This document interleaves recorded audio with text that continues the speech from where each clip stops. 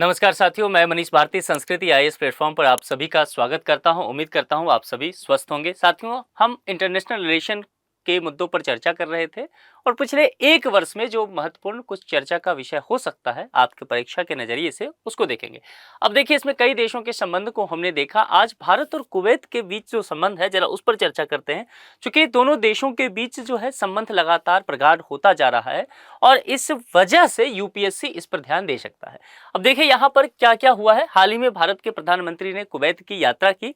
यह 43 वर्षों में किसी भारतीय प्रधानमंत्री की पहली यात्रा है। तो एक बात तो आपको यहाँ पर समझ में आ गया होगा कि ये इस पॉइंट से ही, इस लाइन से ही आप समझ गए होंगे कि ये कितना महत्वपूर्ण टॉपिक आपके लिए हो सकता है। अब यहाँ पर समझिए, यात्रा के प्रमुख जो कुछ जो आउटपुट हो सकता है उसको लेकर के बात करेंगे। पुरस्कार को लेकर के बात करेंगे तो भारतीय प्रधानमंत्री को कुवैत का जो सर्वोच्च पुरस्कार होता है, द ऑर्डर ऑफ मुबारक बल कबीर से सम्मानित किया गया। तो ये पुरस्कार भी थोड़ा आपको याद होना चाहिए, क्योंकि देखिए यूपीएससी में आजकल ना थोड़ा बहुत फैक्ट पूछा जाने लगा है, या एक स्टेटमेंट ये दिया जाए तो ऐसा हो सकता है। और प्रधानमंत्री नरेंद्र मोदी को दुनिया भर के देश अपने यहाँ के सर्वोच्च पुरस्कार से नवाज रहे हैं। तो यहाँ इसलिए भी महत्वपूर्ण ये टॉपिक हो जाएगा। रणनीतिक साझेदारी की बात करेंगे तो भारत और कुवैत ने अपने संबंधों को रणनीतिक साझेदारी तक बढ़ाने का निर्णय लिया है और खास करके ये महत्वपूर्ण, वैसे भी संगठन बहुत महत्वपूर्ण है। पहले भी इसके विषय में अंतर्राष्ट्रीय सौर संगठन आईएसए के विषय में बता चुका हूं। यहां भारत और कुवैत को लेकर के चर्चा चल रहा है, तो इस दौरान भी ये महत्वपूर्ण होगा। भारत के सतत ऊर्जा सहयोग के लिए कुवैत के आईएसए में शामिल होने के फैसले का यहां पर स्वागत किया गया है। एशियन कोऑपरेशन डायलॉग की अगर बात करेंगे, एसीडी की, तो क्षेत्रीय सहयोग में एसीडी के महत्व पर बल दिया गया है। एसीडी का उद्घाटन 2001 में एशिया की सामूहिक शक्तियों का लाभ उठाने के उद्देश्य किया गया था। इसमें कितने देश शामिल हैं यह महत्वपूर्ण है और इसमें 35 देश जो हैं वह शामिल हैं। एक चीज और पूछा जा सकता है, वह भारत के नजरिए से कि क्या भारत इसका सदस्य है। देखिए यहां पर एक बात समझिए कि भारत ना सिर्फ इसका सदस्य है, बल्कि भारत इसका संस्थापक सदस्य देश में है, यानी कि संस्था के निर्माण करने में भारत का महत्वपूर्ण योगदान रहा है। भारत जीसीसी सहयोग की बात करेंगे तो कुवैत ने भारत और जीसीसी क्या होता है, खाड़ी सहयोग परिषद है ना, जो खाड़ी देश होते हैं उसके बीच की लेकर के बात की जाती है। इसमें इसके सदस्य देशों के बीच मजबूत संबंधों का समर्थन करने की बात यहाँ पर कही गई है, कुवैत और भारत के बीच में। वर्तमान में जीसीसी की अध्यक्षता किसके पास है, कुवैत के पास। तो आप समझ सकते हैं इस लिहाज से भी ये महत्वपूर्ण हो गया। रक्षा समझौतों की अगर बात करेंगे तो सहयोग के प्रमुख क्षेत्र की अगर चर्चा किया जाए तो चाहे वो प्रशिक्षण हो जाएगा, कर्मी और विशेषज्ञों का आदान प्रदान, उसमें तकनीक का भी आदान प्रदान होता है, नॉलेज का भी हो सकता है ना, विभिन्न तरह के संयुक्त अभ्यास हो सकते हैं, रक्षा उद्यमों में सहयोग की बात हो सकती है और खास करके डिफेंस के जो तकनीक हम अपनाते हैं या कुछ हथियार बनाते हैं, उस उपकरणों की आपूर्ति को लेकर के भी बात की गई है। अन्य बातें कुछ अगर ध्यान देंगे तो नवीनीकृत सांस्कृतिक आदान प्रदान कार्यक्रम 2025 से 2029 पर हस्ताक्षर किए गए हैं। अब देखिए यह कला, साहित्य, संस्कृति को बढ़ावा देगा। तो जाहिर सी बात है, यह जो है इंटरनेशनल रिलेशन में एक वर्ड चलता है, उसको कहते हैं सॉफ्ट पावर। तो दो देशों के बीच चाहे वो कला हो, साहित्य हो, संस्कृति हो, छात्रों का आदान प्रदान करके हो, इसके वजह से संबंध को बेहतर करने की बात की जाती है। भारत ने आतंकवाद से निपटने और सीमा सुरक्षा को मजबूत करने के लिए चौये दुशांबे प्रक्रिया चरण की मेजबानी के लिए कुवैत की सराहना भी की है। तो यहाँ पर कुछ महत्वपूर्ण चीजें हैं, इस पर आपको ध्यान देना है। और सबसे महत्वपूर्ण यहाँ जो चर्चा है, जो जीसीसी की चर्चा हमने किया है, तो थोड़ा सा फैक्ट यहाँ पर एक लाइन आपसे पूछा जा सकता है एक स्टेटमेंट में, तो देख लीजिए। इसकी स्थापना जो है 1981 में, यह एक क्षेत्रीय संगठन है, इस बात का ध्यान दीजिएगा, ठीक है। इसमें 6 सदस्य देश जो है, या बहरीन होगा, ध्यान रखिएगा, कुवैत, ओमान, कतर, सऊदी अरब और संयुक्त अरब अमीरात यूएई। तो ये इतने सारे देश इसमें शामिल है। ये टॉपिक बहुत महत्वपूर्ण है, ध्यान रखिएगा, यहां से प्रश्न बन सकता है, तो चूकना नहीं है। अब दूसरे टॉपिक पर चलते हैं, United nation disengagement observer force. आखिर ऐसा क्या हुआ है कि ये चर्चा में आया है। देखिए यहाँ पर हुआ क्या है कि संयुक्त राष्ट्र महासचिव ने ब्रिगेडियर अमिताभ झा को श्रद्धांजलि अर्पित की। अब अमिताभ झा जो है United nation disengagement observer force के तहत गोलन हाइट्स पर तैनात थे। अब ये गोलन हाइट जो है ना, ये चर्चा का विषय रहेगा, यहां से प्रश्न आएगा। तो ये घटनाक्रम हो गया, ये पूछा भी जा सकता है, नहीं भी पूछा जा सकता है, लेकिन ये जो शब्द चर्चा में आता है, इससे रिलेटेड प्रश्न बन सकता है, इसीलिए टॉपिक को ऐसे समझना है। यूएनडीओएफ के विषय में कुछ समझते हैं। मुख्यालय कहाँ है, camp for Golan Heights Syria के हिस्से में यह पड़ता है। स्थापना 1974 में संयुक्त राष्ट्र सुरक्षा परिषद यानी कि यूएनएससी के संकल्प की बात किया जाएगा, संकल्प 350 जो 1974 में हुआ था उसके तहत यह है। उद्देश्य क्या है? गोलन हाइट्स में एरिया ऑफ सेपरेशन और एरिया ऑफ लिमिटेशन का निगरानी करना यहाँ इसका एक उद्देश्य रखा गया है। और दूसरा, इजराइल और सीरिया के बीच युद्ध विराम को बनाए रखना है, क्योंकि जान रहे हैं सीरिया की स्थिति भी अभी बहुत खराब है और इजराइल का तो है ही। सौंपे गए कार्य क्या होंगे? क्षेत्र में सीमा निगरानी और युद्ध विराम लागू करना। हर 6 महीने में संचालन का नवीकरण किया जाता है। वर्तमान में जून 2025 तक यह जो है नवीकरण किया गया है। भारत यूएनडीओएफ, इसके बीच क्या संबंध है? भारत यूएनडीओएफ का तीसरा सबसे बड़ा सैन्य योगदानकर्ता देश है। संयुक्त राष्ट्र महासचिव ने ब्रिगेडियर अमिताभ झा को श्रद्धांजलि जो अर्पित की है उसके यूएनडीएफए के तहत गोलन हाइट्स पर ये जो है तैनात थे। एक संबंध यहाँ पर ये भी आगे जुड़ता है।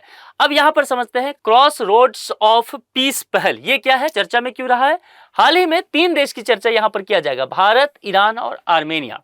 ये 3 देश जो है ये मतलब जब जैसे ही 3 देश आएगा तो आप इसे त्रिपक्षीय परामर्श वार्ता संपन्न कह सकते हैं। 3 पक्ष हो गया ना, तो इनके बीच एक वार्ता संपन्न हुआ है। अब इसमें क्या क्या बात हुई है देखिए। सबसे पहली बात क्या है कि एक क्षेत्रीय कनेक्टिविटी योजना है, यानी कि भारत, ईरान और आर्मेनिया के बीच कनेक्टिविटी को कैसे बहाल किया जाए। उद्देश्य क्या है? आर्मेनिया को उसके पड़ोसी देशों से जोड़ने की बात की गई है। जोड़ने की बात यानी कि कनेक्टिविटी की बात किया गया, तो कैसे होगा? वो सड़क मार्ग से भी होगा, रेलवे होगा, पाइपलाइन होगा, केबल, बिजली लाइन जैसे, यानी कि जो इंफ्रास्ट्रक्चर हो सकता है उसके विकास में किस तरह से सुधार किया जाए ये होगा। दूसरी बात, इन सब चीजों को करके क्या मिलेगा? इंफ्रास्ट्रक्चर को बेहतर करके जो वस्तु है, जो सेवा है, जो ऊर्जा है, वह यात्री है, उन सभी को सुविधा प्रदान करना आवाजाही करने के लिए। अब यहां पर उसके पड़ोसी देश कौन कौन है ये देखिए। तुर्की है, अजरबैजान है, ईरान है और जॉर्जिया है। भौगोलिक महत्व क्या है? तो कैस्पियन सागर को भूमध्य रेखा से जोड़ने का प्रयास है और फारस की खाड़ी को काला सागर से दक्ष परिवहन लिंक के माध्यम से जोड़ने की बात की गई है। ये जो टॉपिक अगला अब हम पढ़ेंगे ये बहुत महत्वपूर्ण टॉपिक है, इस पर ध्यान दीजिएगा क्योंकि यहां से प्रश्न आ सकता है।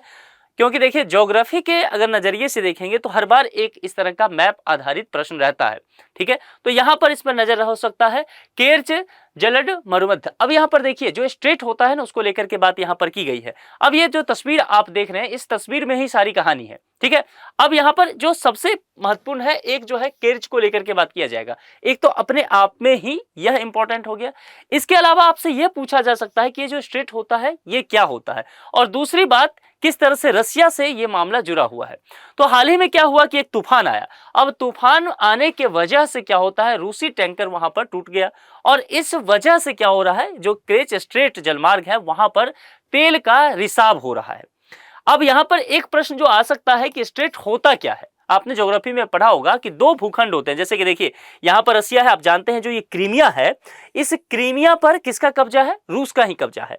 तो यहां पर क्रीमिया का ये जो पूर्वी भाग देखेंगे, ये जो पूर्वी भाग है यहां पर केर्च है, ठीक है। तो यहां से कोशिश की जाती है रसिया से यहां तक परिवहन की व्यवस्था किया जाता है यहां पहुंचने के लिए क्रीमिया में, ठीक है। यानी कि देखिए ये एक बड़ा भूभाग है क्रीमिया और रसिया एक बड़ा भूभाग है और यहां पर पड़ गया समुद्र, ठीक है। तो यहां पर उसको जोड़ने के लिए दो बड़े भूभाग जो हो सकता है ना उसको जोड़ने का काम करता है। दो भूखंडों के बीच एक संकरा जलमार्ग होता है और उस संकरा जलमार्ग को स्ट्रेट कहा जाता है। और इस तरह का जलमार्ग जो होता है दो बड़े भूखंड हो सकता है, निकाय हो सकता है, या फिर यह भी ध्यान दीजिए दो सागरों को भी जोड़ने का काम करता है। अब यहां पर जो है यहां देखेंगे तो ये दो भूखंड को जोड़ने का काम इसके द्वारा किया जा रहा है। तो यहां पर आपके लिए ये महत्वपूर्ण हो सकता है। अब जरा इसके विषय में पढ़ लेते हैं क्योंकि ये केर्च आपके लिए चर्चा में रह सकता है। जो तस्वीर में मैंने आपको दिखाया क्रीमिया प्रायद्वीप के पूर्वी भाग में यह स्थित है। जोड़ता क्या है तो काला सागर और आजोब सागर। एक बार फिर से तस्वीर में देख लीजिए ताकि ये टॉपिक आपको सही से समझ में आ जाए। देखिए यहां पर देखेंगे आप तो जैसे ये ब्लैक सी हो गया, ठीक है, और ब्लैक सी के अलावा यहाँ पर सी ऑफ एजोब है। तो ये दोनों को जोड़ने का काम करता है। इधर ब्लैक सी हुआ, इधर ये हो गया, तो इसके माध्यम से ये दोनों को जोड़ा जाएगा और दो भूखंड को भी जोड़ने का काम करता है। तो इस लिहाज से यहाँ से कोई भी प्रश्न आपसे जो है वह पूछा जा सकता है, इस बात को आप ध्यान में रखिएगा। महत्व क्या है, रूस के लिए रणनीतिक रूप से यह निश्चित तौर पर महत्वपूर्ण होगा। रणनीतिक कहने का मतलब है कि क्रीमिया को नजर में रखना है। क्रीमिया पर रूस ने कब्जा कर रखा है और कहा जा रहा है कि वह उसका भूमि नहीं है, तो इस वजह से रणनीतिक दृष्टिकोण से वह महत्वपूर्ण है। जो है सामरिक दृष्टिकोण से भी उसके लिए महत्वपूर्ण हो जाता है।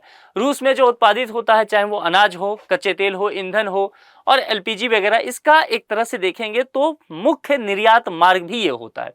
इसीलिए यह जो है ज्यादा महत्वपूर्ण होगा, यहां से प्रश्न आने की संभावना होगा। अब भारत स्पेन संबंध की जरा चर्चा करते हैं। फिलहाल ये चर्चा में क्यों है?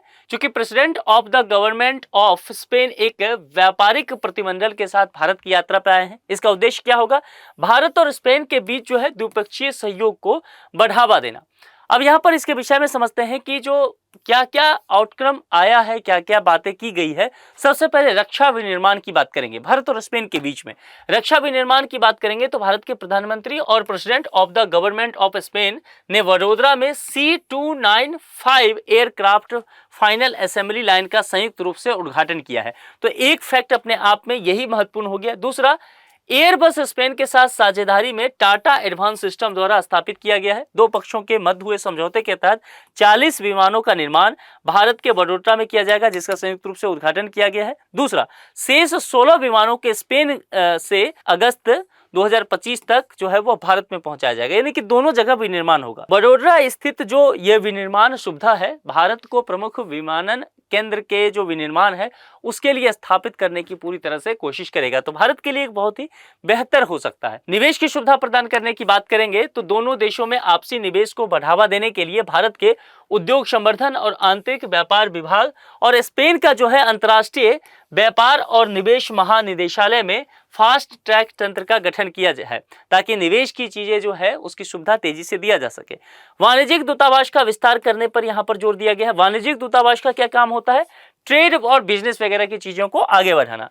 बेंगलुरु में स्पेनिश वाणिज्यिक दूतावास की स्थापना तथा बार्सिलोना में भारतीय वाणिज्य दूतावास के संचालन की घोषणा इसके तहत यहाँ पर की गई। सांस्कृतिक सहयोग की बात करेंगे। सांस्कृतिक सहयोग मतलब इंटरनेशनल रिलेशन में आप इसे सॉफ्ट पावर कह सकते हैं। 2024 से 28 के लिए सांस्कृतिक आदान प्रदान कार्यक्रम शुरू किया गया है। 2026 को भारत स्पेस सांस्कृतिक पर्यटन और एआई वर्ष के रूप में घोषित किया गया है। भारतीय सांस्कृतिक संबंध परिषद यानी कि ICCR, ये इंपॉर्टेंट है, इसको ध्यान रखना है। तो यहाँ पर इसके द्वारा यूनिवर्सिटी ऑफ वालाडोलिड में हिंदी और इंडियन स्टडीज के लिए एक नई पीठ की स्थापना की जाएगी, ये फाइनल किया गया है। तो कुल मिलाकर के कुछ देशों के संबंध को हमने पढ़ा और इंटरनेशनल रिलेशन के कुछ और महत्वपूर्ण टॉपिक को हमने पढ़ा है। यहाँ से यूपीएससी के प्रारंभिक परीक्षा 2025 में प्रश्न आने की संभावना पूरी तरह रहेगा। तो फैक्ट है ज्यादा, उसको थोड़ा सा आप ध्यान में रखिए, चूंकि आजकल फैक्ट पूछे जा रहे हैं। तो आज के इस लेक्चर में इतना ही। अपना बेहद ध्यान रखिए। बहुत बहुत शुक्रिया। Thank you so much.